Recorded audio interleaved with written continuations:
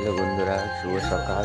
দেখো আমরা তো উঠে গেছি, এটা এখন ফুল কিনতে। দেখো বন্ধুরা, সোনারপুর তো গেলাম ফুল কিনতে। ফুলের কি দাম, কি নেবই ভাবতে পারছি না। এই যে একটা মায়ের জন্য পদ্মের মালা এনেছি।